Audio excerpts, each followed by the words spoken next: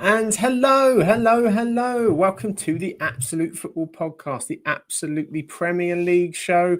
It is a new week of football to talk about just before another annoying international break. We can just about get some Premier League in before we go for it, but got plenty to talk about tonight. So I've rounded up two superstars of the podcast to come and join me tonight. And of course, it is the person who's on all of the podcasts every single time. Everyone, you turn on the screen, she's there, and it's a delight to have her with us tonight. Charlotte is here to talk Premier League. How are you? I'm really excited every single time I come on here. I love it because obviously as a neutral, I've got no stress. Then again, it's not stressful being a Dale fan at the moment. I think since we started this podcast, this is the least stressed I've ever been about my own team, may I add. But I thought, do you know what? I've got to come on. Mason Mount scored.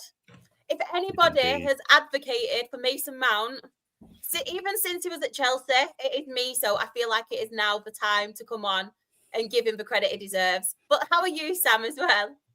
I'm doing good. Rochdale top of the league. It's all good. So you know, I'm happy with that. That's a positive. You can see you're at the same weekend as well, Sam. When does that happen? Well, Manchester United and Rochdale win at the same weekend. This is it. It's all over. It's happened twice this season as well. It's insanity. Third time the world is going to end. This is it. This is preparedness for the zombie apocalypse. It could be a disaster.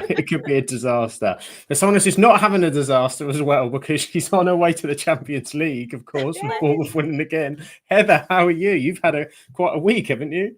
I've had a weekend like a whirlwind. I went to the Bournemouth Fulham match on Friday, drove from there down to Gatwick, and then caught a flight to Copenhagen at 10 o'clock on Saturday morning. So I had to be at the airport at 8. And then went to see the Midtjylland and FC Copenhagen match and meet Philip Billing and wander around Copenhagen and come back. So it's been a busy one, but really well worth it. Exactly, cashing it in to see Billing is always worth it in the Danish derby, Copenhagen match. See, we do European football as well. You see, maybe we'll review that at the end as well. You can give us the match report. The Superliga. The Superliga, exactly, the Superliga. Of course, we've got everybody joining us in the chat as well. Evening to Graham, even to you. Hope you're doing well. Hello to Dylan. Of course, if anyone hasn't seen or forgets, Dylan loves Port Vale, so he's here to tell us he loves. He never stays in when they lose, Dylan. Exactly. I'm outing you. It's gotta be 24/7 with your teams, win and lose. But he is watching the Port Vale match, which is good for a fan to do. Simon's here as well. Evening to Simon. Hope you're well. Hello to Johnny. Saying everybody. Hello to Sean around the world with Heather's travels. He says, and the wonderful Jen, of course. Our wonderful Jen is in the chat. We missed her last night. I know. She'll be back. Do not fear. But I think has got something else that she's probably watching as well at the same time that we hope goes a bit better than it's going so far. Fingers crossed with Jen. And Chris has popped in from the brewery field while the second half of this Durham Challenge Cup game's underway. Wow, look at that. We cover football everywhere. There is football literally everywhere. But where should we start? Let's start back to the soggy South Coast on Friday night, of course, which was very exciting because Grimmy and I were doing a watch-along, actually, for Bournemouth. That's our first Premier League watch-along, which ended up trying to be can we spot Heather in the crowd, I think, for the and how many balloons are on the pitch, I think, was in the first half. But then it turned into quite a game in the second half. Heather, do you want to tell us about Bournemouth 3, Fulham 1? Well, the first half was so boring that I ended up watching the watch-along. That's how exciting it was. I'd rather listen to us talk nonsense about it. Well, I couldn't actually listen, but I was watching like the comments and stuff. And the first half, neither team seemed to be particularly doing anything. And then obviously Fulham got a goal, and I was like, they never win against us at home. We always beat them at home, and they always beat us at home. So I was fairly sure that we'd at least get a draw. But then the way the match turned was just insane, really. It was very insane. It wasn't, and it's fair to say it was treacherous conditions. Yeah. It was wet, windy. The ball was holding up, slipping off the surface. I think, as we mentioned, there was the balloons from the opening was still there, sort of in 70 minutes swirling around the pitch. But do you know what definitely changed the game, Heather? Grimmy and I picked this up. The linesman stamped on one of the balloons. We called it balloon murder while we were watching the watch along. But then the game kicked into life after that. It literally like hit a switch, and then well, when I got there were about 4 balloons floating around, but by the time you guys started, I think there was only 2. It's because the linesman kept stepping on them all. But it did allow space for Semenyo to go on a crazy dribble from the left-hand side, a fantastic finish. I mean, I think everybody loves Semenyo, but you must particularly love Semenyo. Yeah, he's just incredible, and the way that he's come on since he's come from Bristol City is amazing, because we got him and Alex Scott both around the same time, and there's a few Bristol City fans in the Her Game 2 group, and they were more sad about Alex Scott going than they were about Semenyo going. And they obviously were like, oh, Alex Scott is going to be a big star, where it's turned out the other way around at the moment. I mean, Alex Scott is still excellent, but Semenyo is just another level. He's superb. And so that's now, I think, is it 6 goals this season, 3 assists as well. Like, I think he's also like top of the joint leader for sprints, topping Jules 1, final third recoveries. There's a man, and he's a man for a press as well. He's just everywhere. And I think if he wasn't turning everyone's heads and attention at the back end of last season, he certainly has at the start of this season. And obviously then you've got Justin Kluivert just banging him in from 25 yards as well, which doesn't yeah, I think he felt the pressure too, because his 2 brothers also scored in their games. So a Kluivert hat-trick. Yeah. Kluivert hat-trick across Europe, which is good to hear. We've got as well Luke's in the chat as well as a Northampton Town fan. So there we go. We will be talking Northampton Town on Thursday, I'm sure. So that will come up as well. Joining Sean as the Shoe Army, a pair of shoes in the chat. I love it. Northampton and Double 8. It would need Semenyo at United. I would love him. I think he's going to cost a lot of money. He is going to cost a lot. I think he's signed on till 2030, and he re-signed in the summer to extend his deal, and I'd imagine that they'd put a huge release clause in there. 100%, and they gave him the benefit of his performances, giving him that improved contract and securing his either his future or a large fee somewhere down the line. But I mean, he's been incredible. Shah, did you see this one as well from Bournemouth versus Fulham? Iraola's very good at tactically switching things up as well in the second. He didn't muck about, took some defenders off, put some more attackers on, switched the formation. And are you a big Iraola fan? I am. We love a manager who can tweak it. Like I say about Thomas Franks as well. We love a tweaker. We don't love a stubborn one. We will get on to Postecoglou after, but we do love someone who can tweak and a little bit of a tactician. And I feel like with Iraola, he's growing on me all the time. And obviously he's a young manager as well. And I know it's completely off subject now, but did anyone see him running the line for a girls' grassroots team? His daughter's team. It was incredible, and I just love that, and it makes me love him even more. But Bournemouth, they are absolute quality, and Semenyo is an FPL dream. I'm just gutted I did not captain him this week, and I'm absolutely fuming. I don't know if anybody has heard me on my non-league podcast, but me and my family have a head-to-head family league, and I lost yet again because I didn't captain Semenyo. And I'm sorry it's getting to this now. Everyone's seen my drama in the fantasy league, and I'm so close already to giving up. But Bournemouth, honestly, they're just brilliant. It's so exciting to watch. I know the first half, as we mentioned, both teams, it didn't really get going, did it? But then the second half, and it was one of them where when Fulham went 1-0 up, I thought, oh, here we go. It's just going to be like the 1-0. And then, like we say with Bournemouth, and then they come back, and Semenyo just excites me so much. I don't think I've seen someone in the Premier League obviously you've seen them previously, like your Arsenals, your Manchester Cities and things, but I've not seen someone come from the Championship who's excited me this much as Semenyo has. And I know obviously people take a risk on the Championship players, but with him, and like you said, Heather, he's growing every single game and he's getting better and better. And he's one of them players where I'm thinking, wow, he is really going to that next level. And I honestly think he's quality. I really, really do. And he's just got that X factor. Watching it, it's only the second time I've watched Bournemouth a full 90 minutes of the season. Obviously, the first one being Anfield, which was a very different kind of game against Liverpool.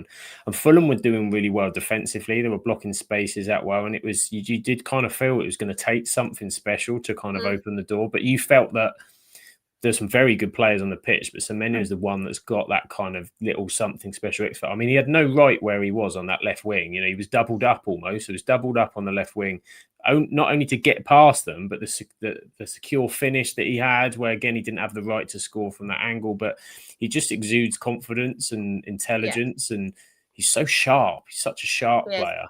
Both Fulham and Newcastle came with a back five. I mean,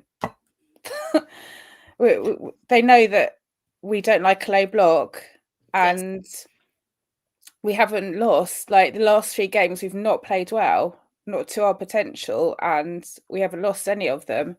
So I just think that it's down to Iraola basically, because we've got a completely different back five, and we've still got the same attackers, but they've got to have the confidence in the back five if they're going to go attacking, that there's somebody there to protect them, haven't they? So, well, that's it. I also think Iraola's been good at managing the minutes well. He's been a sort of fairly secure lineup. You've had a few changes, but he's done well in not rushing Christie and Kluivert back, as he's kind of slowly introduced them, which means that you're still yet to see the best of them. And they were both sensational last season. And we saw what Kluivert was capable of on Friday as well. So it must be exciting that outside of Semenyo, you've got them coming in. You've also got some of the new lads like Doak and Adley and all of that to bring in as well. Do you feel you've got much better depth this season, Heather, going forward as well? Oh, yeah, 100%. I mean, last year when we had the 12 first team players left, we were playing academy kids.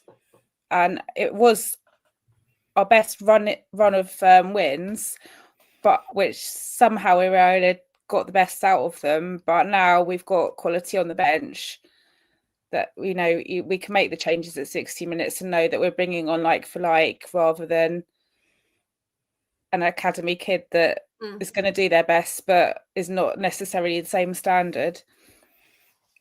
Exactly that. There is so much more depth and excitement in that Bournemouth team, and the recruitment as well. The recruitment has been very, very good, honestly. And it's reminding me similar to what Brighton have been like in previous seasons, picking up the gems from these from the other teams that you're not necessarily too familiar with, but then they come and then they really, really do have an impact in the Premier League. And I feel like Bournemouth are going down that route as well. The young manager, the recruitment, and honestly, like I've just mentioned, it really excites me, Bournemouth, to watch. And it's one of them now, Heather. I'm not going to put any of them in my fantasy team because I jinxed them. I'm doing it for you. I've got. Well, that's why I took Semenyo off captain, because the 1 week I did captain him, which I think was Tottenham away. He didn't do anything. So I'm like, no, I'm not risking it. Honestly, I had Anderson who was on 8 points, and I went upstairs for literally 10 minutes or so, came back down. It was on 2 or 3 points. I was like, here we go. But I've done it for Heather. I think as well, because it's Friday night, I hate captaining whoever's on the Friday night, that first game. If it goes wrong, you're like, oh no, just shoots it in the foot. If you've got the last game on a Sunday or Monday, then you're like, maybe we can save and turn this around. But no, Semenyo was in my team as well, so I was very happy on that. Very happy on the watch along to see him come through. But Shah, you're a person who loves a good kit as well. What did you? Grim and I were talking about the Fulham shirt. It was creating some debate. Some loved it, some hated it. What did you think? The fluorescent greeny yellow. Oh, everyone's probably going to hate me for this, but as you can tell from my headset, and I've got green on as well, I was a little bit of a fan. Everybody knows I love a bright number. I was actually quite a fan. I love the bright coloured kits, but I do get why people, it isn't their cup of tea. But yeah, I do like a kit that's a little bit different to the others. And at least there's not necessarily going to be any kit clash with that one. So you got to keep that in mind. The only difficulty is it sort of blends in with the grass, and it's hard to see true. It's hard to see the player names and stuff on it. That's true. Yeah, that's why I remember you asking that actually, Evan. Did it seem the same on the telly? And I think the shade for the telly was just, but yeah, if you're trying to read the detail and you're in the stands, wouldn't be. Chris has got his hand up. I don't know if he's. You can just ask the question. You know how it works here. It's not Zoom. You know how it works. You've been here long enough, Chris. Just jot your questions in. Unless he's saying bye to us because he's at a game, isn't it? He might be like, we'll come back late. Might be like, bye for now. Bye for now. He'll come back with a question. Don't worry. There'll be one. There'll be one later on. So yes, but a good one. It's got a lot of time to prep for it. I know. So big win for Bournemouth. Great. Obviously takes them, as we'll see later on in the table, to a sort of very high position. But we'll move on to. It's just waving hello. There we go. Hello, Chris. Thank you. I have to wave now. We'll move on to another game at the top end of the table. And it was a biggie. It was Chelsea 2, Liverpool 1. Back-to-back defeats now for Liverpool, having won their first 5, which is sort of changing everyone's opinions, perspectives. We'll start with Chelsea and then we'll come to Liverpool. Shah Estevao in the 90th plus 5th minute. He's the second youngest Brazilian scorer behind the legendary Rafael da Silva, I found out. That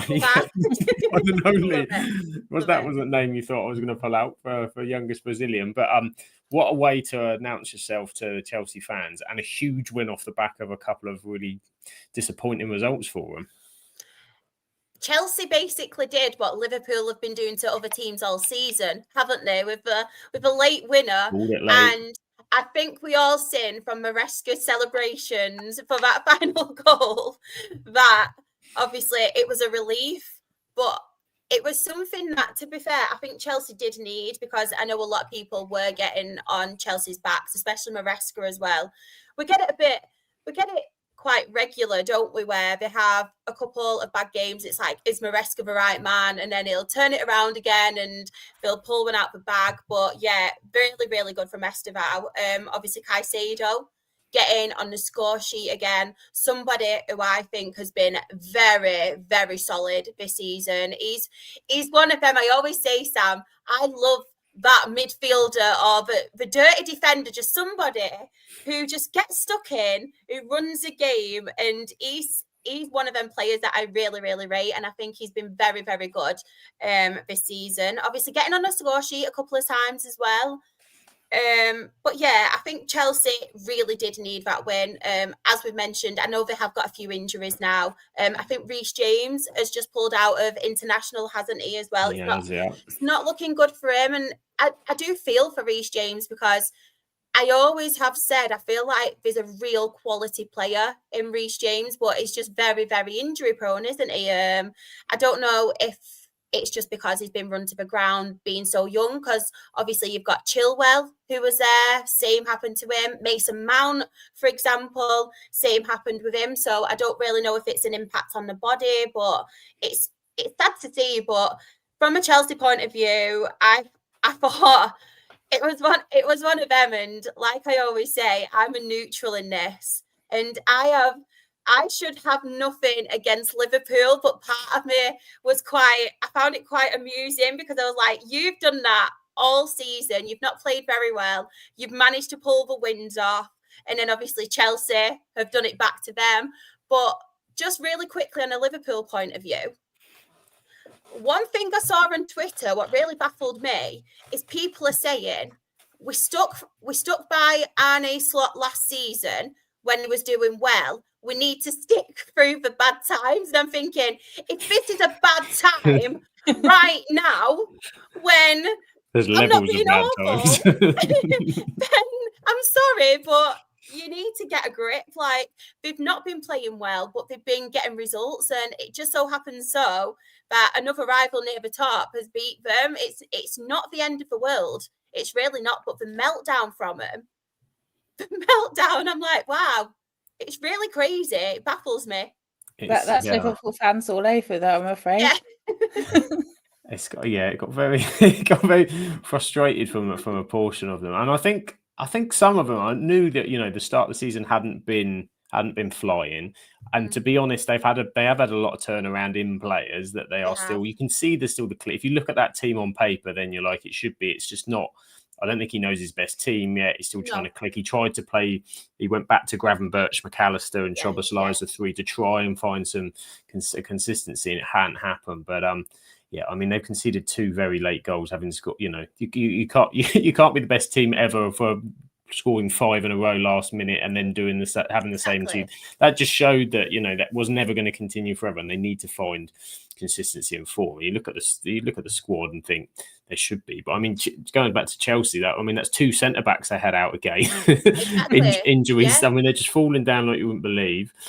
Simon says it's a joke the ref had to book Maresca for his celebration to the win. Yeah, we love a good jig down the line. I think a good jig down the line should be allowed. That shouldn't have been a red card, should it? No. Derek Gallagher, sorry for Anthony Taylor sending off Maresca. Yeah, I mean, they have to apply the rules, and this one is very difficult. The Chelsea manager was overexcited, got himself set. Well, it's probably because Chelsea got so used to getting sendings off. He was like, something don't feel right. I must go and get one. And Luke's got the new Northampton Town away shirt, so there's something to please Maresca. Lovely. Something important for Chelsea. But yeah, moving on to Liverpool. I mean, I completely agree with what you said, Shah, about Caicedo as well. Before, just quickly, because I mean, he's been great. I think last season, I think he was solid for them. Him and Enzo Fernandez are starting to. What I like Caicedo is starting to bring goals into his game as well. It's a bit like Declan Rice. Do you know what I mean? Yes. If you let him in those kind of positions, he's starting to be threatening there too. So, and that's what you want, a real sort of 360 midfielder, as you said, that can do the nitty gritty, the dirty bits, but also can play and can control a tempo, yet can score a goal as well. So he's an absolute superstar for them as well, I think. But yeah, on to Liverpool, Heather. It's 2 losses in the bounce, 2 late goals conceded. All of a sudden, 2 weeks ago, everyone was like Liverpool on a canter. They're not kicked into gear, so when they do, it's good. And now everyone's flipped. It's always the same in the Premier League. You lose one game, you lose a couple of games. It's a nightmare. It's a disaster, etc. But it's not quite happening for them yet. Salah's very quiet. Yeah, Salah had a chance on goal, didn't he? And I reckon he would have scored it last year, but this year it didn't go in, and he's had a couple like that. I don't know if he's just like getting a little bit old for it or what's happened with him, but I mean, you wouldn't rule him out because he's had moments before which have been good, and then he'll come flying through and he'll be scoring every week. It's still Mo Salah. He's been one of the best players in the Premier League in the last sort of 5 years or so, probably even more. But whether it's that mix of that attack, it's obviously he's got to get used to playing with a number of different players. He's also got used to playing with Trent behind him. He's obviously not there. They've had a mix. They had Conor Bradley, but he keeps getting hooked. They keep changing things there. They've had Szoboszlai at right back, Frimpong. They haven't found any security there. He's also got Wirtz, who's been plays in a very different way, kind of in the middle alongside. And then you've got Isak now up front. It's probably a lot, a lot of his pals that he was used to playing with. Yeah. Obviously, first of all, we had that Firmino, Mane, Salah trio, didn't we? And then obviously we've had Salah, Luis Diaz, Diego Jota, sadly, and even Nunez. It's completely different, isn't it? Yeah. So, I think as well with Salah, I think we saw it the first game of the season. It must be so hard because I know he was really, really close to Jota. So it must be hard for him as well, like every day going in, because he was one of his close friends. And then obviously it's an impact. You've not got him there on the pitch, but obviously the emotional side of it as well. So it's one of them where I think that might be taking his toll on him as well, because we all saw, didn't we, like the scenes and how upset and emotional it was, and we've all got to take that into account as well. But with Isak, I don't know if anybody noticed it with Isak, but I felt like he was playing more of a deeper role and he kept going out of position, obviously, in the Chelsea game. And that was then changing the shape of them, and it allowed Chelsea to get into the game more and obviously press more.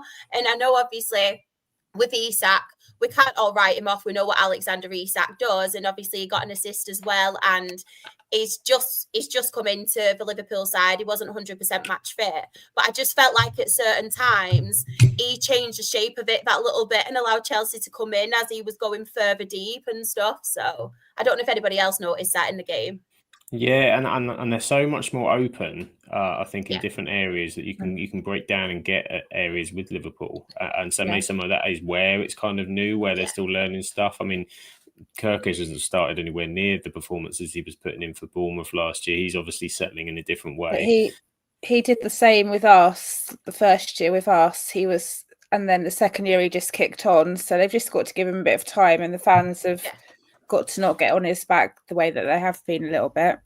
Yeah, and he's not come into a settled backline either, because you've got outside of Van Dijk, Konate's been poor, and now Konate's injured, so they're going to have to bring in a Gomez or somebody. The right back, they've had about 4 different options, and even now Alisson's injured, and so Mamardashvili wasn't any of his, it wasn't his fault at all for the goals, and see how he gets on. But Alisson's arguably the best goalkeeper in the Premier League, if not Europe and beyond. So it's not a settled backline. Things are kind of changing, but they're not a million miles out of it. The squad's fantastic. I think it's just because it's a title battle. If suddenly you lose 2 games in a row, then suddenly it changes perspective, doesn't it? But I'm not going too hard because I know who they play after the international break. So I'm not going too big. Jamie Carragher was saying something interesting about they were putting an extra person in at the back for Liverpool, and that allowed an extra person to be free. And that's how Caicedo, how do you say it? Caicedo got his goal. Just managed to get through that gap. I think that's it. Slot's trying to change it, and I think you looked at last season. Obviously, didn't do anything in the transfer window. Was able to keep it a lot more kind of consistent, and obviously, this is how. It's not Slot having. I think he's. There's no choice. He's having to change it. They lost a lot of players in the summer. That's forcing it, and he's obviously got to start to change and mould the team. Bearing in mind that Salah is getting on, Van Dijk's getting on. These have been 2 cornerstones. Gravenberch's first real quality season was last season, so you want to see it come in. McAllister's another one this season, started miles apart from what we've seen there. So there's top players not performing at the levels that we know that they can perform, and you've also got a system change. So I think it's just a lot of many different things. But I think this is it. Everyone, because they've lost the game in midweek in the Champions League, and they're saying about everyone jumps on and goes, "Oh, it's a disaster." Where a week ago, whereas 2 weeks ago, everyone's going, "Oh, Arsenal aren't going to win the title because they look at the result they put against Man City." Now everyone's like, "Oh, Arsenal got it in the bag." You're like, it's match day 7. I'm sure this is going to swing. Football fans are so fickle, aren't they? They're so fickle. But what I've noticed, especially about the Premier League, I know it happens in the lower leagues too, but the Premier League, nobody gives anybody time. Like, if a player comes in, has a couple of bad games because they're getting used to it, they completely write them off. It's like same with the manager as well. Like, they don't actually give them time, and it's like you need to let them get into it more, especially obviously going into a team like Liverpool, and there's obviously going to be a lot more pressure on them because they did win it last season and they want to win it again. And I just feel like it doesn't matter, but as a neutral, I find it so competitive now, and I prefer it like this because I know we're only 7 games in, but I feel like it's a lot more entertaining because you've got other teams who are there competing. We want a title race. We want twists and turns, don't we? Exactly. It's like relegation as well. Like the relegation, you've got the teams who people were saying Sunderland are going to go down, and Sunderland are doing relatively well at the moment. And it's things like this. And that's what makes being a football fan so entertaining, because it might get to a point where somebody's running away with it at the end. But right now, it's so competitive and there's so many other teams getting involved, and I love it. I really, really do. It's exciting. It's exciting. It is exciting. Long may it continue. Well, last season we had everything wrapped up by January, it seems. No, it was so boring. It makes doing a podcast a bit bland if things aren't happening. So we love a bit of a bit of things to talk about. We do indeed. Of course, it's all Northampton chat and chat tonight. 1-0 to the Cobblers in the Mickey Mouse pizza paint trophy. Apparently, they're smashing it. Spenny Moore 1-0 up as well for Spenny and Chris in the County Cup. He's happy, and Graham wants us to clip that and send that to Jim. Send that to Sir Jim Shah for the. I presume that's. I don't know. That's the. Oh, Jim Radcliffe had to read it, but I thought you meant Jim McNulty. I thought that's what I read it as. Send it to Jim McNulty. I said that. I was like, what's she sending to Jim McNulty about, giving people more time in the Premier League? What are you trying to say, Graham? Or is it Jim Bentley? Jim Bentley. Because he's the talk of last night's podcast. The Earthworm Jim. I don't know. Could be. No, Jim. Sir, needs to send it to Sir Jim Ratcliffe. Just a Jim. That's it. I'm not getting involved with Sir Jim Ratcliffe tonight. All positive tonight. Taking the positives. You've got to win. Take the positives while you can get it. But someone who is positive is, of course, our wonderful Rebecca will be very, very positive because super Jack Grealish in 90+3 against Crystal Palace had a 19-match unbeaten run going back all the way to April. And it's been extinguished at the new Everton Hill Dickinson Stadium. Turned it round. Yeah, the old Hill Dicky. Hill Dicky, they were done. Munoz scored, which was fantastic for my dream team. So excellent for him. Fantastic. He always seems to be in so much space, that bloke. I've never seen a player who literally never has anybody around him on the pitch, considering the threat that he is. But he got on the end and put them in the lead, and then Everton turned it down with that in die penalty to equalise it up. And then Jack Grealish was there. They tried to clear it, put his leg out, and it's like, we all know the strength of Jack Grealish's calves. That was only ever going to bullet into the net from that close range. That's for sure. Heather, what did you make of Jack Grealish scoring the winner for Everton and Everton stopping Crystal Palace's unbeaten run? I'm really happy about it because we've got them next. And we didn't really want to go there when they were still unbeaten because it sort of puts a bit more pressure on it, doesn't it? I did like the S. Housery from Everton on Twitter saying updating bio because Palace did it the week before when they beat Liverpool because they obviously were the only unbeaten ones then. But yeah, I'm really happy for Jack Grealish because he's an excellent player and he was just basically bench warming at City, wasn't he? And I don't think he was very happy there at the end. So no, he looks fresh, and so it was a massive moment. He looks like he's enjoying his football again, which is great. He's enjoying his football, and he was fairly quiet in the game. Actually, I watched this one, and Palace, were doing well. Palace should have been out of sight in the first half. I think Mateta didn't have his shooting boots on, which wasn't good for my dream team. But there's one he should have probably put away. And Pickford made a couple of decent stops as well. But they were doubling up on. And my only worry so far with what I've seen of Everton, and they seem to be getting around it, is.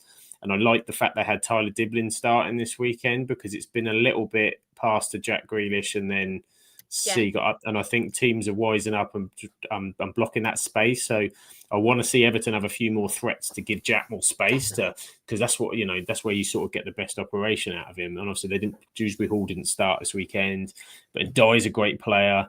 They're still having this Barry or Beto debate up front. Moyes has basically said to both of them saying, whoever performs the best and has the best form will get the slot. So they're in a straight shootout between Beto and I've seen both of them and I'm still not sure on either yet. So we'll see where Rebecca sits in a couple of weeks on the Beto versus Barry jump. But Graham's very happy because he loves, of course, the 90+3 win against the Croydon lot.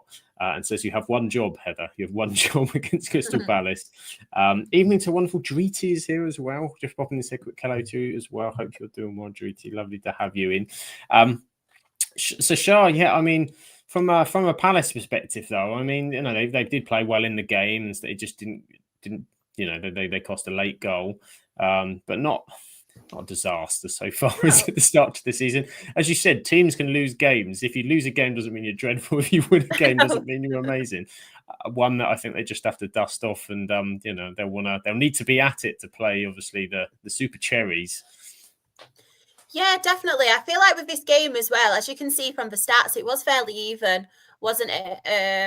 A Glasner, can I just say, what a manager. Like, very, very good, honestly. Like, Ollie G. I've started calling Ollie him Ollie G. Do you know what? I call him Ollie G to my family, but I thought it's not the time or place. But now you've said it, Sam, thank you. I'm all in on Ollie G. I'm loving a bit of Ollie G. Honestly, I think he is such a class manager. But yeah, as you mentioned, it's not the end of the world. They've been brilliant this season. Obviously, first game that they have been beaten. And I really, really like Palace because we went through a stage, didn't they, before obviously Ollie G came in, Glasner, before he came in, and they're a little bit hit and miss, weren't they? Obviously, they had Vieira and then Roy Hodgson, and I feel like he's kind of revitalized and rejuvenated them, and they have some really, really good players. You know my love for Adam Wharton. I think he is honestly. He's not in the England squad. What? Really annoys me. Honestly, that one annoys me. And then if I ever see Tommy Tukes, Tommy Tuchel, I call him. I need to start first naming and start doing these nicknames. If I ever see Tommy Tuchel, that will be the first question I ask him. Because I think, honestly, Adam Wharton, he runs the game. Like, week in, week out, he is the one that holds the glue together. And the way he's so progressive with his passing as well, isn't it? It's all front foot. I love it. Oh, honestly, it's brilliant. And I think very soon he'll end up going to like a higher team. And that's no disrespect to Crystal Palace. I just think someone will come in for him. But yeah, he's top quality. But even the likes of Mark Gueye and things like that, he's not spat his dummy out after what happened with Liverpool in the transfer window. He's got on with it. He's been solid as well. And I feel like Crystal Palace are one of them teams where, yet again, they've got them hidden gems, and they've got like the consistency about them as well. And I really do like the fact that they are doing well now, because we've all said, and I know Lucas is a big fan, isn't he, of Crystal Palace, but they're one of them teams that, apart from Graham, I feel like people do have a little bit of a soft spot for, because they can pull off a win, and we've obviously seen them win the cup last season as well. So yeah, I feel like with Crystal Palace, they're going to do well this season, especially with Ollie J. Especially with Ollie J. I think as well, because say from a certain fan base from no Palace from years ago, where Palace were, that they were a team that struggled to stay in the Premier League. They were in that kind of purgatory with down and up, down and up. There were teams at times when they were really struggling, and I think to see a team like that have found their footing, and as you say, they've got European football, they've won the FA Cup. It's lovely to see that happen to kind of a team, which is very, very exciting. I mean, Graham says Oil G house. I think he manages in Saudi Arabia, doesn't he? Oil G. But Tommy Tukes and Ollie G, the worst 90s rapper ever. I mean, it's love it. Football PJ and Duncan, isn't it? Tommy Tukes and Ollie and Ollie G. But yeah, not a bad result and a bad way to lose, but not a terrible season at all. Graham says, "What gives you that impression about me, Shah? That it just doesn't have the same love for Crystal Palace?" Just a guess. Who knows, Graham? Who knows? But what we do have is we have a Newcastle victory over Nottingham Forest, who are very much in love with their new manager and the start that's been made and the change, which will begin. Should we begin with Newcastle, Heather? Bruno Guimaraes scoring. Nick Voltemada, he's becoming a favourite. I already love that guy. I already think, you get those he feels like a cult hero already. Yeah. Their new striker. What do you make of Newcastle and their new front man? He didn't do anything against us, but he seems to love scoring at St James's. So he's very, very tall, and he should be able to get past most back line, shouldn't he? Like if he's got to head it in or something. He's a danger, and he scored a header the other day, didn't he? And he doesn't score a lot of headers. Is his stats that came over from the Bundesliga, but he just seems a bit cult hero-esque already, I think, for Newcastle. But they needed that win because it's been a difficult start for Newcastle so far. Obviously, they've had a very difficult pre-season. They had the Isak thing that seemed like it went on forever and ever and ever. Voltemada sort of came out of nowhere that they signed him just at the end of the transfer window, and really needed, I think, a win in front of their own fans. Yeah. But Tonali was excellent, I thought, in this one. You know, he's super. Tonali had like 3 shots, didn't he? Yeah, he did. And Sells stopped this being a cricket score. He really did. He was absolutely superb in goal. So Newcastle getting an important win, but we can't not touch on Nottingham Forest, Charles. We haven't been on for a little while, and they've got a new manager. They've got Ange Postecoglou. 7 games, is it now? No victories. It's not really clicking so far. I don't like to say a manager's in trouble who's just come in, but it's not working out, is it? Well, let's put it this way, Sam. It's not a good sign when your own fans are singing he's getting sacked in the morning. They pretty much summed it up for us. But I did not think this was a good move in the slightest. I mean, I really like Nuno. And I'm a big Nuno advocate. And when I think it was last time I was on the podcast, and I was saying I think it will be a very big mistake if they get rid of Nuno, even though I know both him and what's he called? Yes. That's the one. I know they do clash. But then part of me, when they brought in Postecoglou, I thought, well, Ange is going to be one of their managers who clashes as well. We've seen it at Tottenham before, where he obviously clashed with Daniel Levy and stuff. So I didn't really think it made sense. And he plays a completely different style to Nuno as well. So the players have got to just completely change their way of playing. 100%. And I feel like, and I'm not comparing them in the slightest. Well, I am a little bit. But last season, I thought Tottenham had a fairly decent squad. And apart from, obviously, we won't mention it, Sam, but apart from, obviously, the end of the season when they managed to win something, I don't think Ange ever got the best out of that Tottenham squad, who I feel had a lot better players than this Nottingham Forest squad now. And I genuinely thought it was a huge mistake bringing in Postecoglou, because I don't necessarily rate him as a manager in the Premier League. I don't think he's got what it takes. As we mentioned before about tweaking systems and tweaking tactics, he's not got that in him, Postecoglou, and it really, really baffled me. And they just look, Nottingham Forest last season, they were good at scoring goals, wasn't they? There was really high, quick speed and everything, but they had a very, very solid defence, like Milenkovic and things like that. They had that really, really solid back line, but I feel like this season, it's just one big mistake now watching Nottingham Forest, and I think they're in serious trouble. I did have them to struggle this season, and that was with Nuno still in charge, because I felt like they'd lost some of the players, and I didn't think that they'd have as good as a season with Nuno in charge. But now, if I'm looking at the bigger picture with Postecoglou, if they don't make changes sooner rather than later, or they don't start picking up results, I think they could be in a relegation battle. And I don't want to be dramatic, but I really do think it could happen. It's a mess. It doesn't look good at all.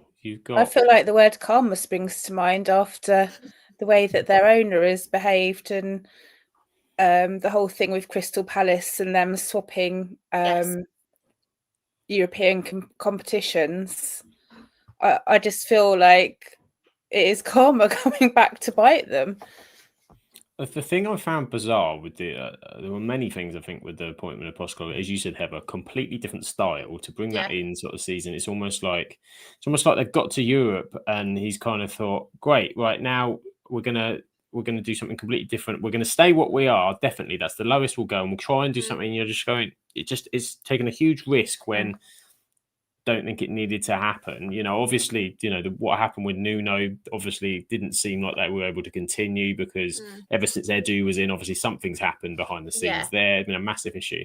But when Marinakis was getting Postecoglou in, and all he kept talking about in this interview was about how Ange has done a brilliant thing for Greece because he's won the Tottenham. He goes, Greece is so proud. It's amazing for Greece. I'm like, this is not what Nottingham Forest fans No offence to Greece. I'm sure wonderful for Greece.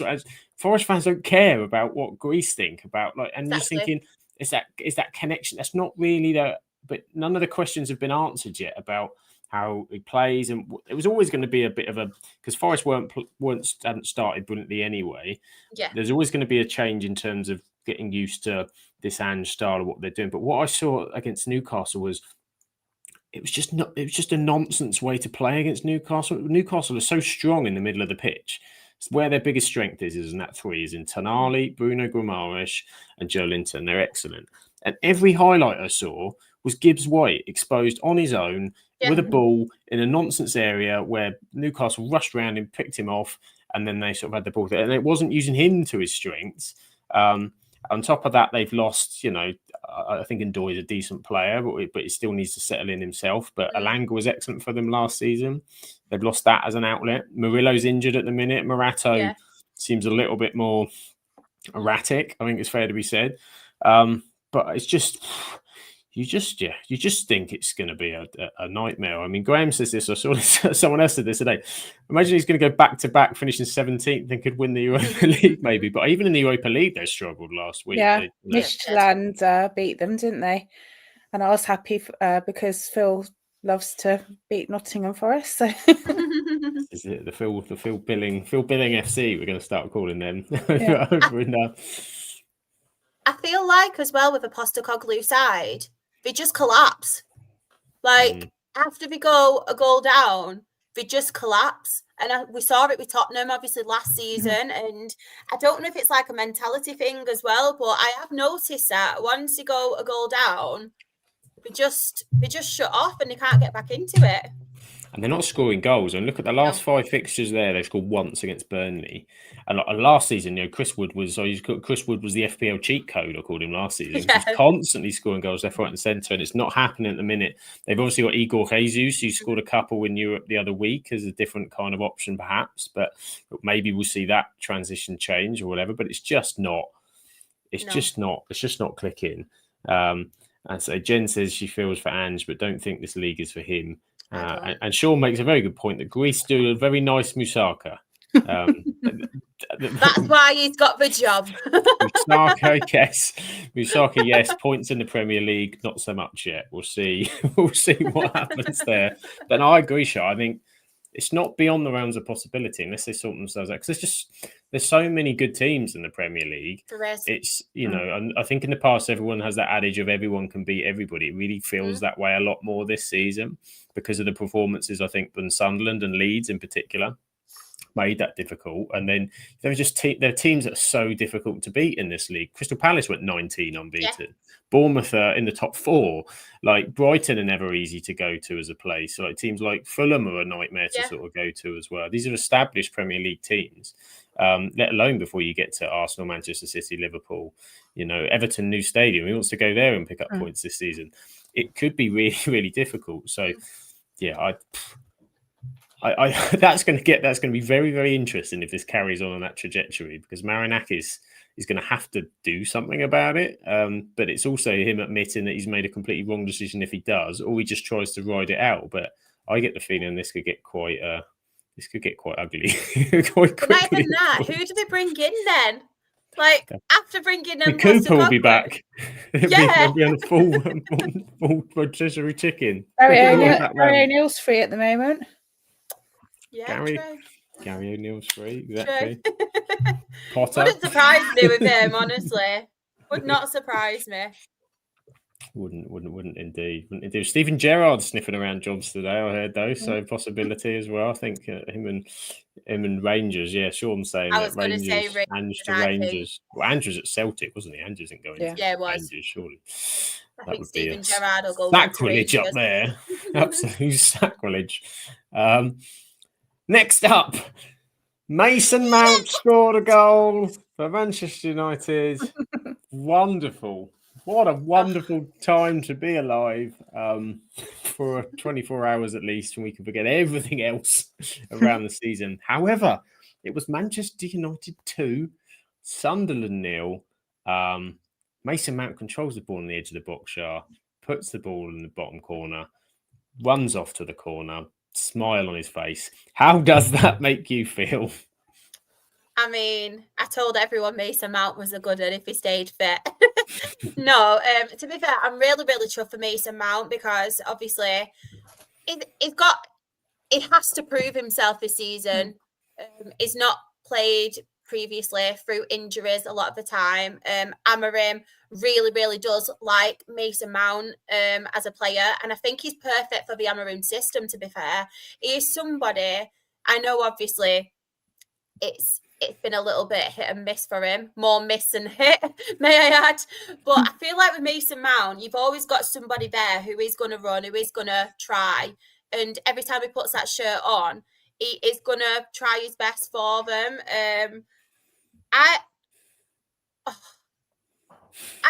It just made me, you all know how much I love Mason Mount. I loved him for Chelsea. And honestly, it just made me feel really, really good. But then part of me was like, oh no, is he going to pull something when he celebrates? Like, is he okay kind of thing? But yeah, I was really, really chuffed for Mason Mount and Manchester United. But most importantly, Sam, how did that make you feel? Never mind me. Relieved.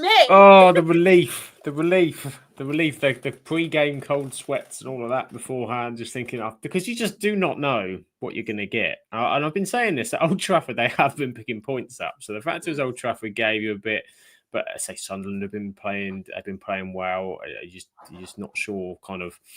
Well, you know how we're going to line up because he makes that blatantly obvious how we're going to line up.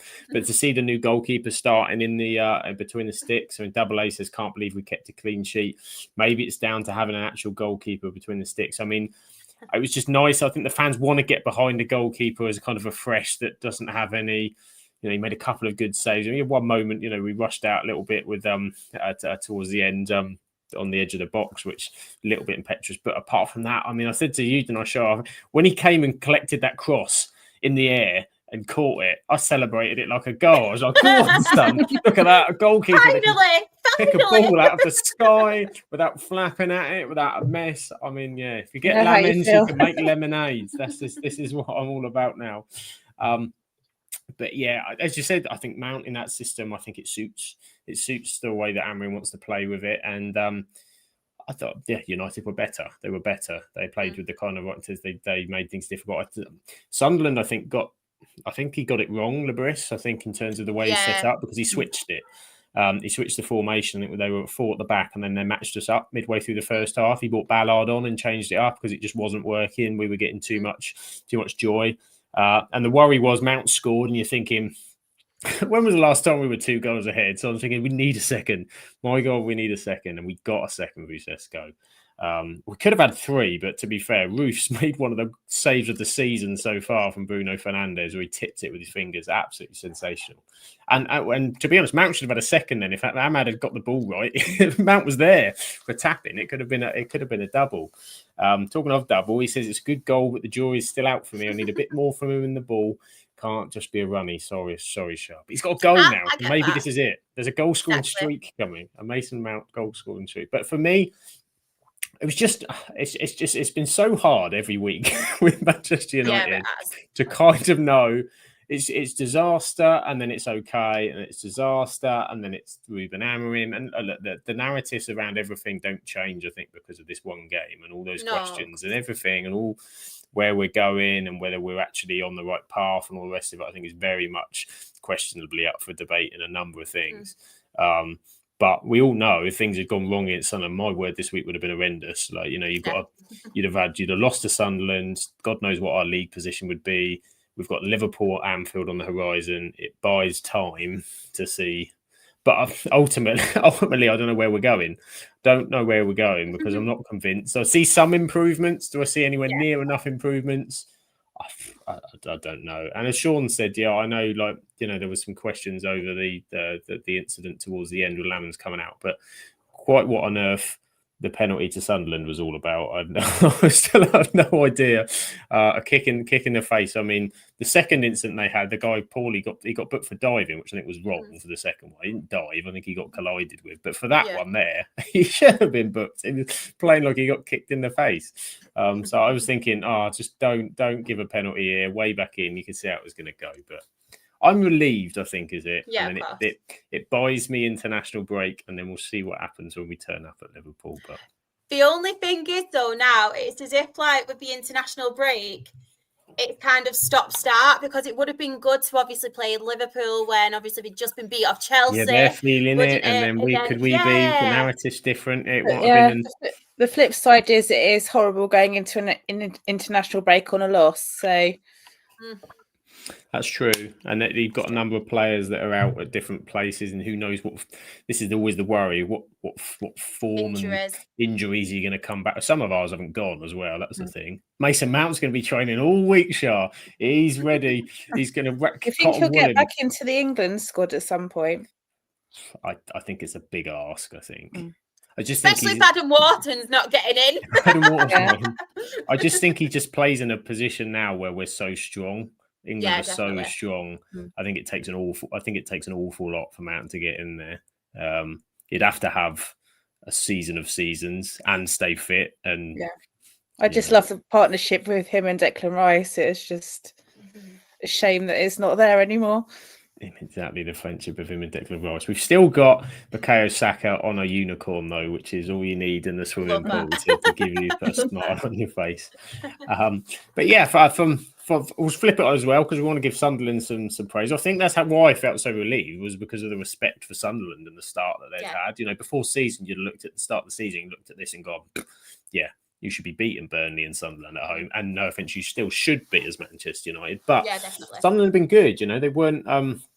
They didn't play, I think, anywhere near their potential at the weekend. But Shah, they've picked up. They've got more points than Southampton already, and their away form's not there. But at home is going to be the key, isn't it? The Stadium of Light is going to be the thing that drives them.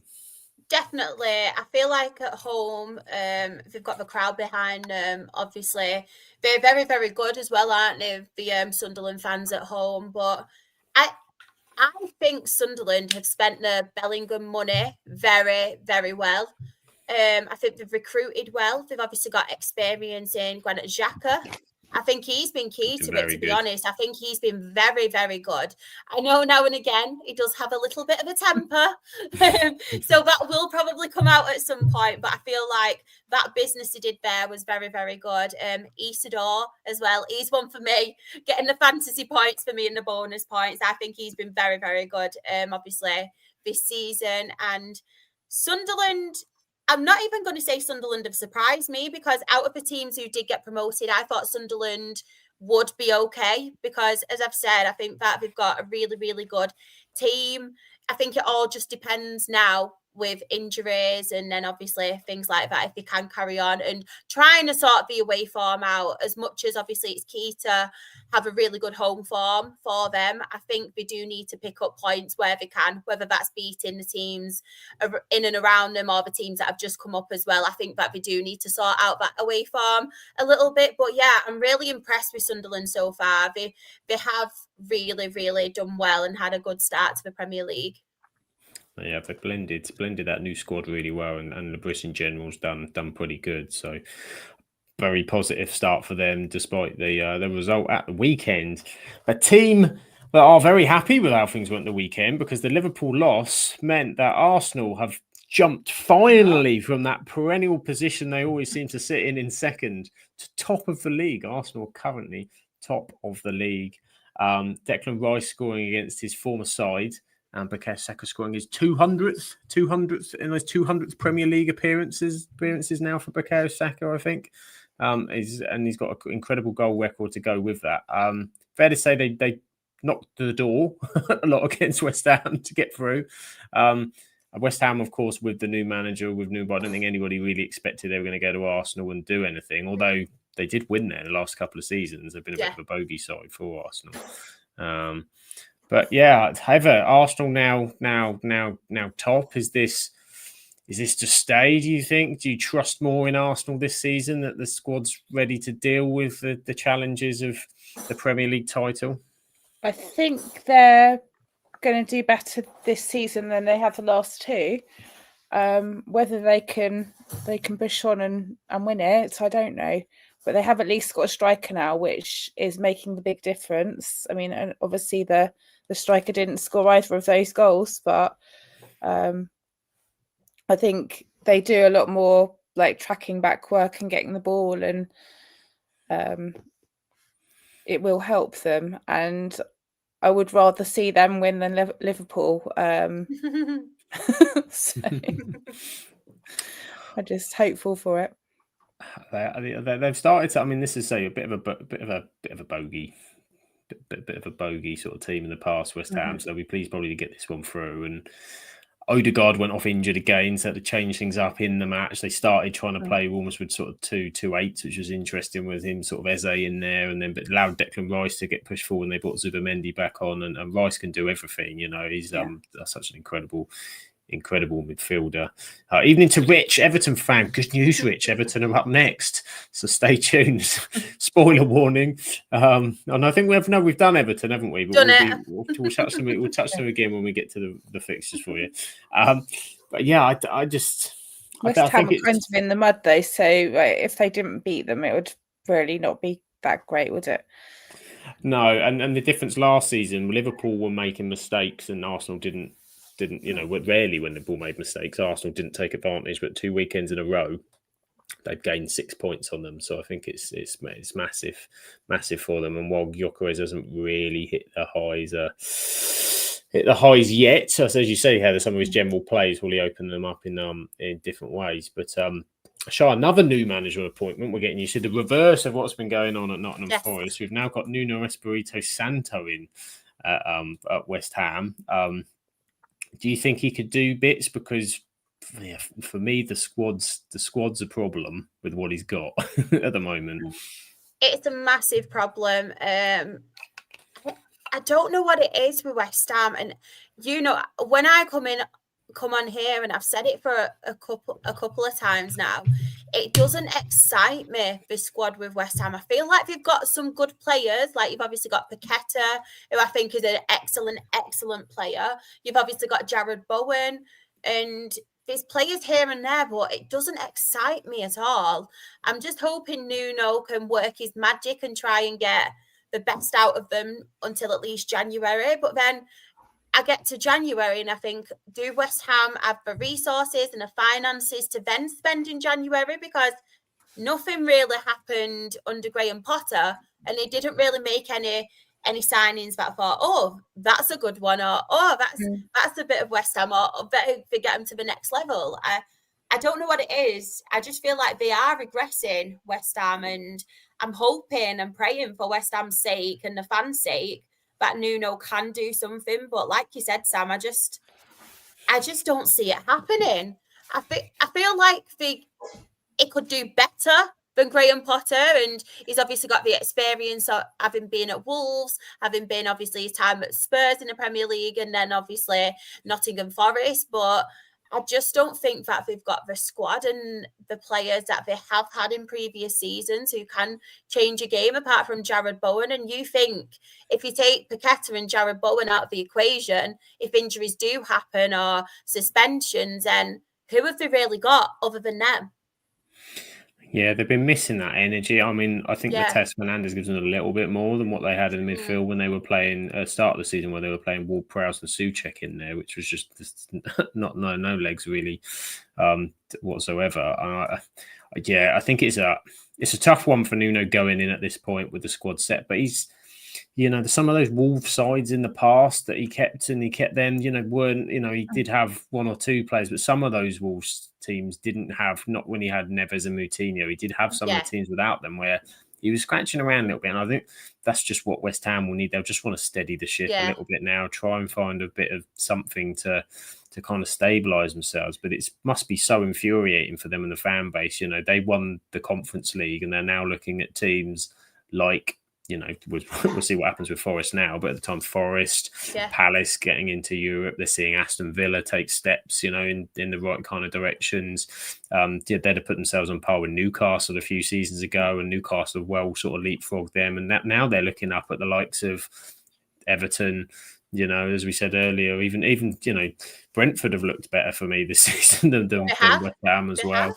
They have got Callum Wilson as their backup striker, and if he is fit and they play him, he can on his day be absolutely excellent. But it's keeping him fit that's going to be the issue, and he's getting on a bit now as well. So he's keeping him fit, and Jarrod Bowen is an X factor. If West Ham do get, Bowen can get you something out of nothing, and he's one of those players that is an absolute dream for them to have.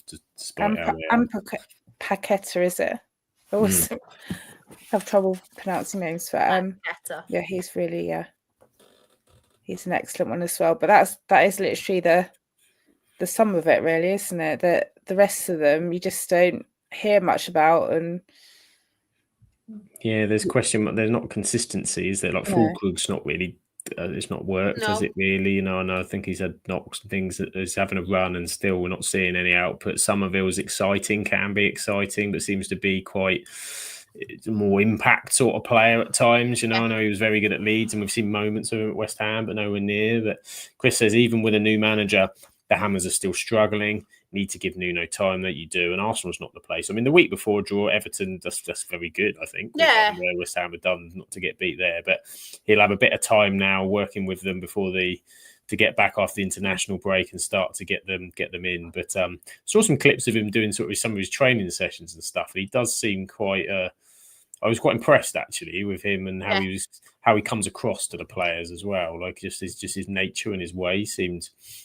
quite good. So if West Ham can get up for the fight, then Nuno might be a good appointment for him.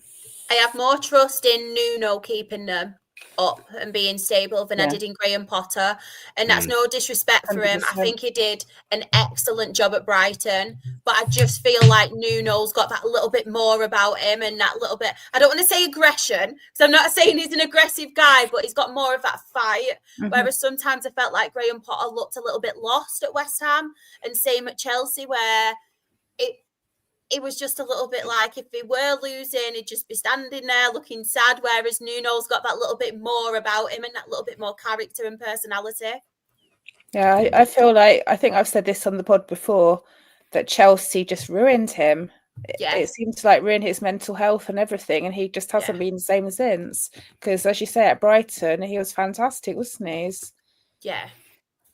He was. It's a big hit, and I think, for Potter, I suppose he has to kind of go back, because he took a lot of time out as well after Chelsea to decide what he wanted to do and where his next step would be. So I think it's tough now, isn't it? I mean, I think it's very difficult for a Potter to be looking at a job next in the Premier League. You'd be thinking, he could go and go back down. He obviously started in Europe, didn't he? That's where he kind of made his name for himself, and so maybe that's an option. But I think Championship or European football somewhere, and try and sort of build again and get confidence in different things. So it's difficult. A double A says, I think Potter being a good manager is a bit of a fallacy. Brighton are a well-run club. Every manager since Potter has done well. That's fair. That's I think a very good point. That's an excellent point, to be fair. They've got a really good structure in place, Brighton. They have from the lower leagues and building themselves back up to obviously the Premier League now. And as we mentioned before, with the recruitment, and I actually really do back that. Yeah, and you think De Zerbi was very good. Herzl is doing very good as well. So it's arguable. Brighton are one of the best run clubs of sustainable 100%. Clubs in the Premier League. Yeah. And have been for a few years now, but that's all thanks to Chelsea as well for funding the Bank of Brighton. Exactly. Chelsea's annual payments have certainly helped. You think of Graham Potter though? Graham Potter, don't get me wrong, it's probably sad seeing what he's obviously going through now and losing another job, but I bet he's got a really good payout from Chelsea at first, and then obviously West Ham. It must soften the blow. Must soften the blow a bit. Anybody sort of lost a job in the past or whatever and stuff, and it's that kind of uncertainty or whatever. But I mean, suddenly you're like, oh, well, I wanted to do it. And you go, well, here's your payoff. And you've got, it's like, oh, okay. Should we go on holiday? Yeah, there's nothing else to do, is there? Oh, okay. This isn't so bad. I can live with this a little bit. It'll be an IB for now. On a ring. You can imagine glow sticking it. I remember Sean Dyche did. What a guy. I love Sean Dyche. What a lad.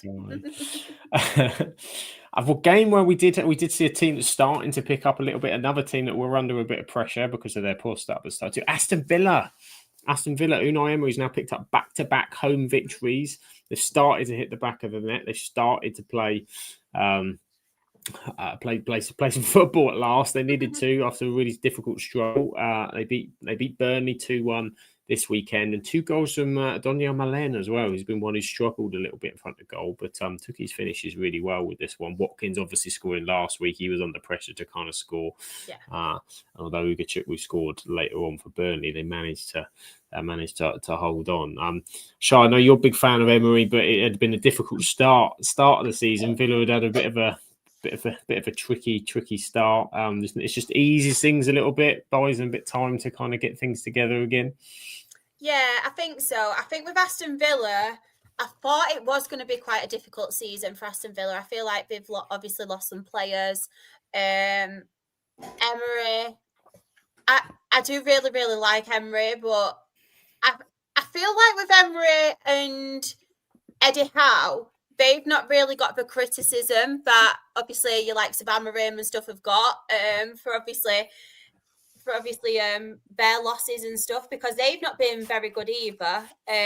But from an Aston Villa point of view, they desperately needed it. But at the same time, I don't really want to take anything into account with this because it was against Burnley, and that's no disrespect to them. But obviously a team that has come up, and I know obviously they've not really done too much Burnley, so I don't really want to boost anyone's ego by saying it was a really good win for them. They did get the 3 points, but yeah, I don't know. I don't know what to think of Villa this season. I had them to struggle, and I still don't think that they're going to do very well. Yeah, I'm not convinced with what I've seen of them that they're the same outfit they were last season. I think they're going to be a bit more up and downy, a bit more sort of erratic in terms of how they're playing. I mean, I've seen different combinations in that midfield so far because they've had Tielemans out at the moment, and I think Bogart's coming in, done an all right job since he's come in. But you just look, there's players there that haven't quite performed to the level yet as well, that you know that they can perform at or have performed at in the past. Can they do that again? People like Morgan Rogers had his breakout season. Injured again as well. Mings is injured. Esri Konsa's not started quite as well as he was last season. Ollie Watkins obviously has had a bit of a tricky sort of start as well. You just think back to this Aston Villa side this time last year. Remember they had John Duran as well. He was coming off the bench and scoring every game, getting them out of trouble and such. And you're just thinking, have they got the kind of the depth to be dealing with that? But I mean, they've asked the question, answered the questions of the last couple of weeks, which is all they can kind of do for now. Get themselves some points on the board, buy themselves some time, and hopefully for them, their main problem is the PSR, isn't it? They haven't been able to buy anybody in, and I don't really understand why. I think part of the trouble all stemmed from them not making the Champions League at the end of last season. They kind of gambled a bit on it, and that's why I think there was so much controversy around that last game, and there was a decision, the penalty decision going against them, and bits and pieces that cost them in the end. But because remember in January they went so big, didn't they? They went and they got Marcus Rashford paying his wages, they got Marco Asensio paying his wages, and they did a number of things because they were like, well, I kind of understood because it was like, when are we going to be in the Champions League again? Yeah. And they had a go, and they got the quarters, didn't they? It was the quarters they made in the end, and they got knocked out by Paris. But they had a right go at Paris Saint-Germain. It was a really good game, that. They had a right go. They really good game. It was so close in the end. Something incredible, and they rolled the dice, and they needed to be back in the Champions League again, and it didn't happen. So I think they'd kind of banked on that finance to get them out of that, and then they got stuck. So they had to sell. Jacob Ramsey they sold to Newcastle. Yeah. And I think there was a couple others went out this summer as well that they probably wouldn't have wanted. I think Leon Bailey's gone out on loan, isn't he? That they've got, they moved out. I've got their list here of who else went. Finally got rid of Coutinho. My word, he'd been there forever. I forgot about Philip Coutinho. But if you look at who they've brought in, and you've got Evan Guessant, who's come from the French league and hasn't really seen much of him yet. You've got Marco Bizot as a goalkeeper who we loved to say his name, didn't he, when Martinez wasn't playing. But apart from that, Harvey Elliott, I think, is a good addition. Sancho, question marks. And Victor Lindelof, centre back, who wouldn't be my favourite if you need someone with a header ball, but did work hard for us. So respect to Victor, but on the other side of the foot for Burnley, I know everyone's been praising the promoted sides and how well they sort of started, and this isn't the same Burnley that we saw 2 years ago where it was kind of miles off, but the defeats are starting to rack up. Starting to look a bit difficult. Jaden Anthony scored like 4 goals, but outside of that, there doesn't seem to be a lot. Shah, do you think that there's a big struggle on that you see in the gap between Sunderland, Leeds and Burnley, or do you think Burnley can find something else? It's a tough one, really, because I feel like you've got your teams like around like your Nottingham Forest, you've obviously got your West Hams, you've got your Wolves as well. So I don't think it's going to be as decided so soon as it was last season with all the promoted teams getting relegated. I feel like Burnley are trying, to be fair. And obviously we mentioned Jaden Anthony. May I add, every time he's scored a goal, he's been on my bench. So this is why I'll give up with Fantasy Premier League at this point. But he looks a really good player, to be fair, Jaden Anthony. A really, really good player. I feel like Burnley do have the potential and could, but then part of me is thinking, look at their manager. Yeah, it sounds really, really bad, but I just feel like with Scott Parker in the Premier League, he always seems to cut it in the Championship, get them promoted. But I feel like there has to be another league between the Championship and the Premier League for him to do well as a manager, because I just think it might be a little bit too much for him and for Burnley. But I think the only hope would be some of the other teams in and around them not doing so well. Like I mentioned, your Wolves, Nottingham Forest, West Hams, who are struggling, but will they be able to then change it round, and will Burnley struggle? I do not know, but I think it's going to be more interesting this season, the relegation battle, than last season. I do feel like he's doing better than he did with Fulham and with us. And he's not throwing his toys out of the pram and throwing the players under the bus quite as much as he did then. So he obviously has learned some lessons, but I still don't think he's going to cut it, really. It's unfortunate for him. I mean, he is a nice guy underneath it all, but... Yeah, and he's doing a better job than what we saw with them last time. So, and it's...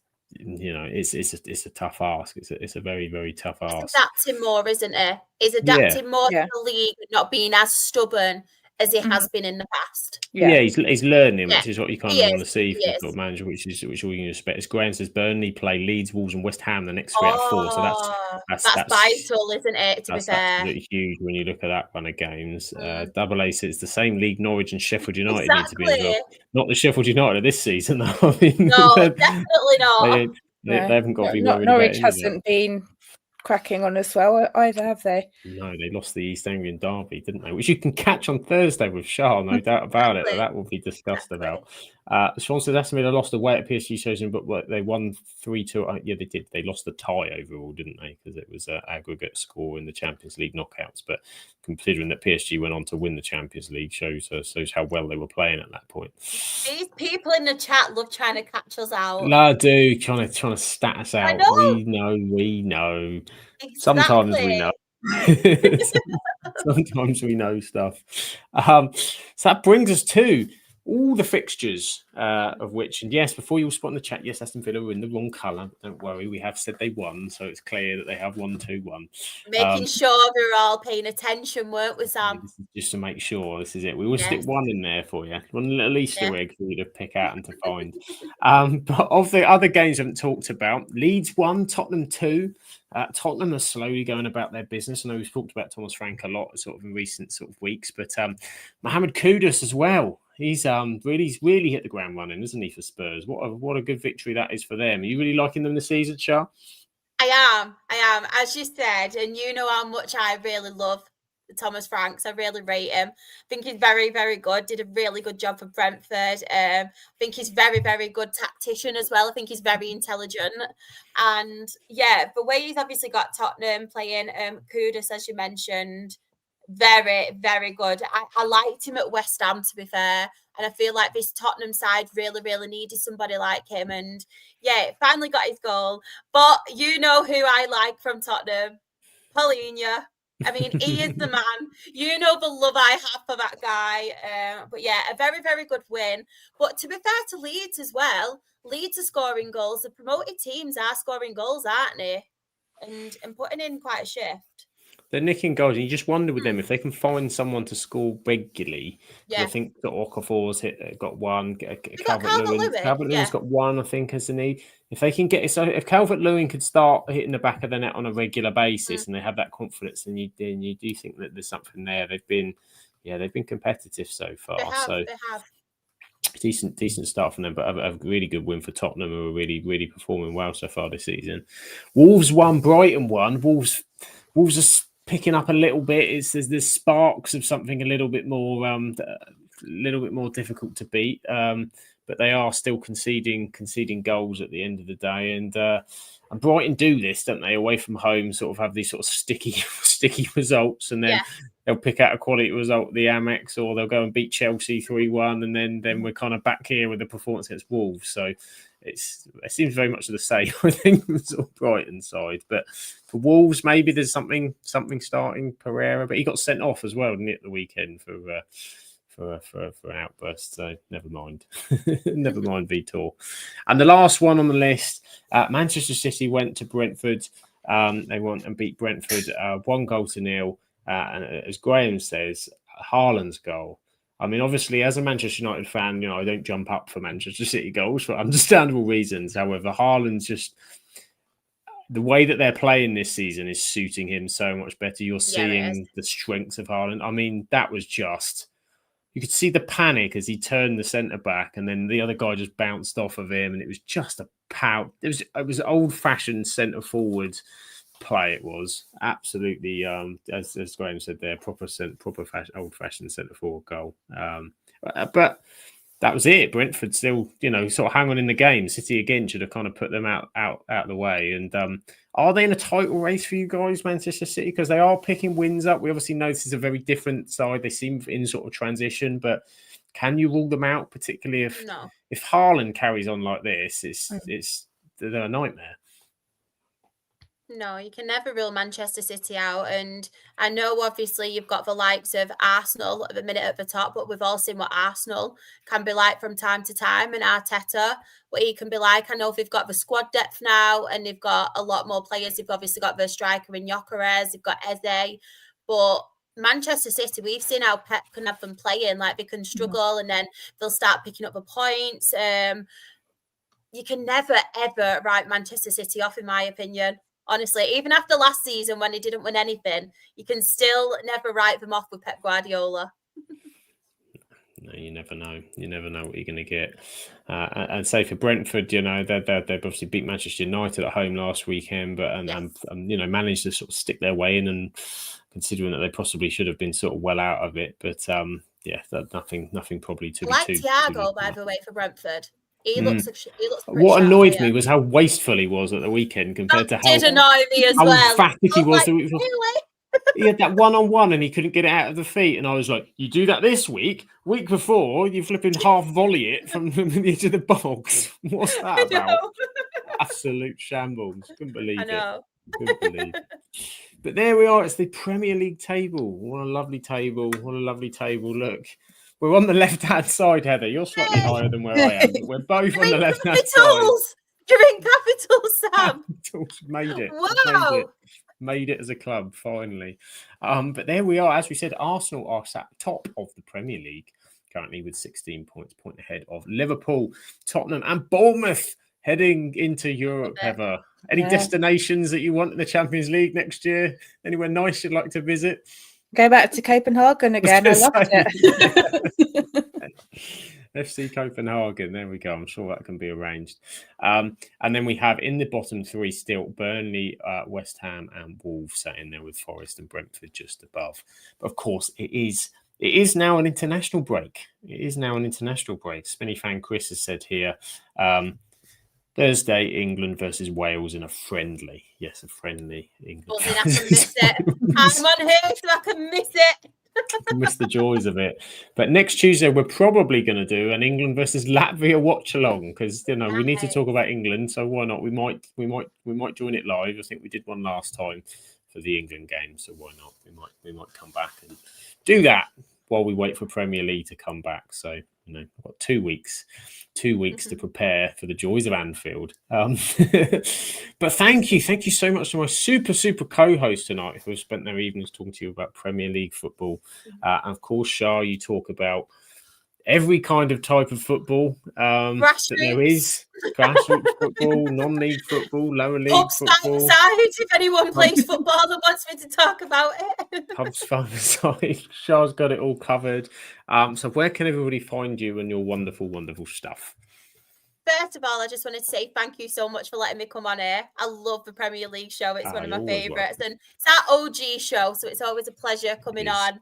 I also just wanted to give a shout out as well to obviously my team, Rochdale Football Club, because I don't know if anybody saw it before, but they've been absolutely amazing by asking people to vote for us at the FCAs, which I think is incredible.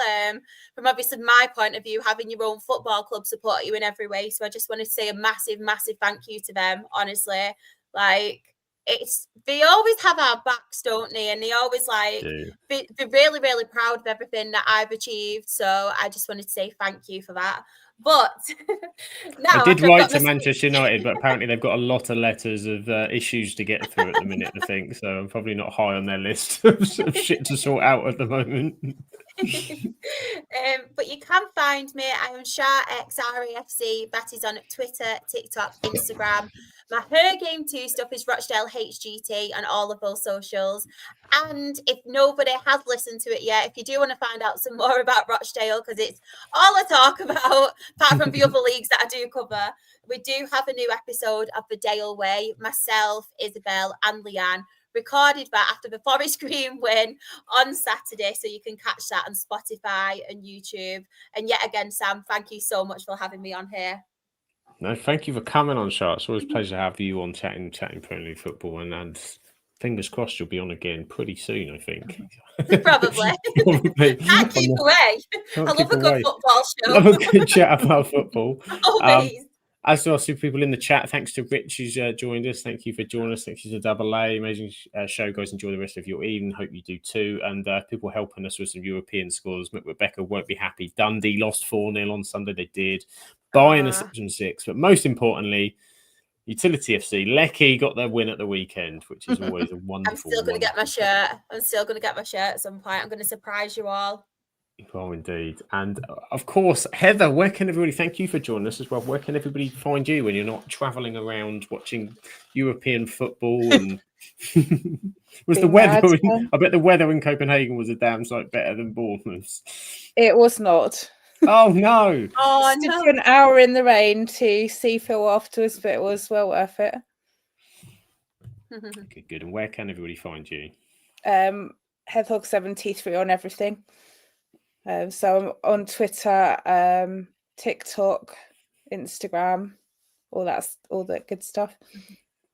Magic. Do check Heather out. And you can check me at Sam Absolute FBL on Twitter and other stuff when I get back to doing those bits and pieces. I will be posting something out tomorrow. I'm not sure when it's out, but I'm going on the 5th podcast tomorrow, doing a recording to talk about managers and ideologies and all the rest of it, because they're Rangers fans. So they're Russell Martin situation. So we're going to have a little chinwag about that, whether managers need to be flexible or stick with their ideologies. So as you can imagine, I've got some thoughts on the Ruben Amorim situation. They've got some thoughts on Russell Martin. So it's going to be quite a fun one. So I shall post that out when that's available to watch. That should be good fun.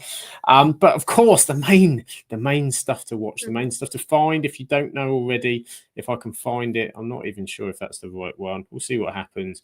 Yes, it is. It is the right one. I have clicked the right button. What a success. The Absolute Football Podcast. We're on Monday, Tuesday, Wednesday, Thursday.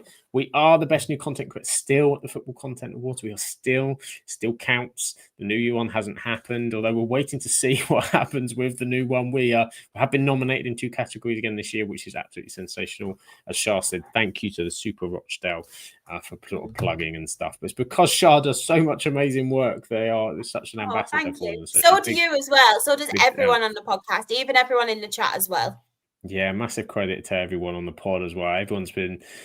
This year's been quality. I think the shows that we've put out so far this year, the consistency of doing it is not easy. I know a lot of people have got lots of stuff in their lives. Given the time to do it, it's always amazing that everyone can kind of do it and put it together and stuff. And then, of course, we've got the Women in Football series as well, which there's so many yourself and say Ben and Jen and Dreety have done to support that. And I came on and did one as well. Don't forget about yourself, Sam. I was there. I did do one. So do check that out, because we've got Gabriella Dukes' interview on there at the minute, which was very exciting, very interesting. So that's on the channel at the minute, and she was a wonderful guest. So thank you to Gabriella for coming on and chatting to the team.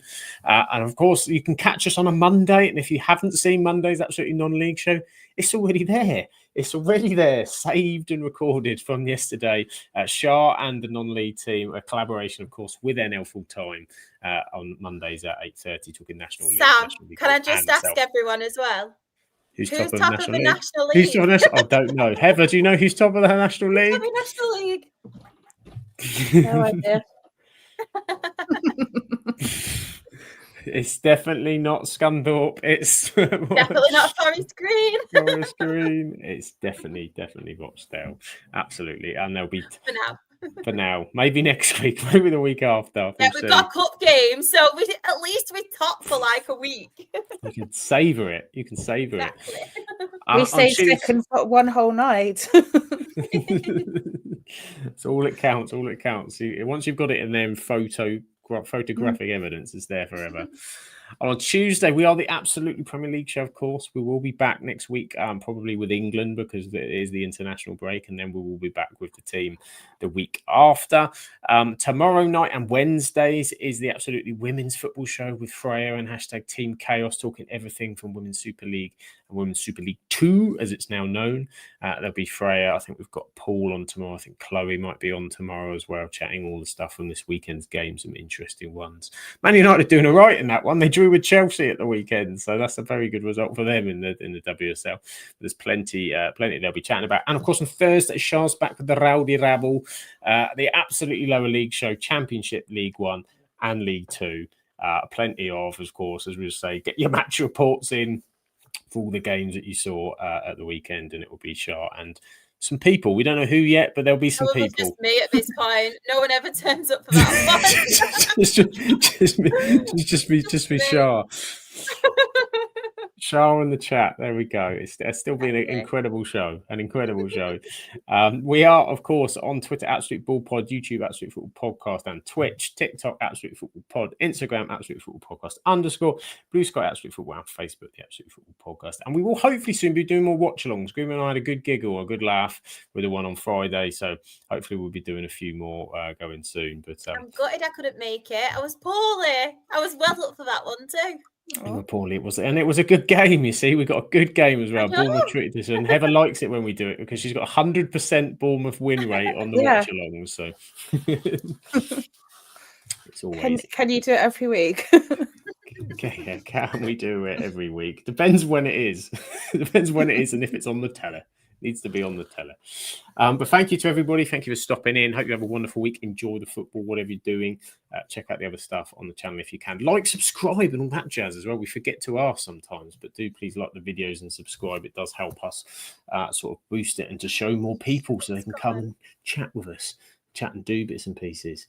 Sean's got his match report ready. Short and sweet, Sean, just like yourself. I'm 5'6", 5'7". I'll have you know, I'm tall for a girl. There you go. Nick Voltemada, watch out from corners. I'm no Smurf. Charles got a spring. She's got a spring at that near post. Yeah. Better watch it. Better watch it. But everyone have a wonderful week and we will catch you on the next one. Ciao for now.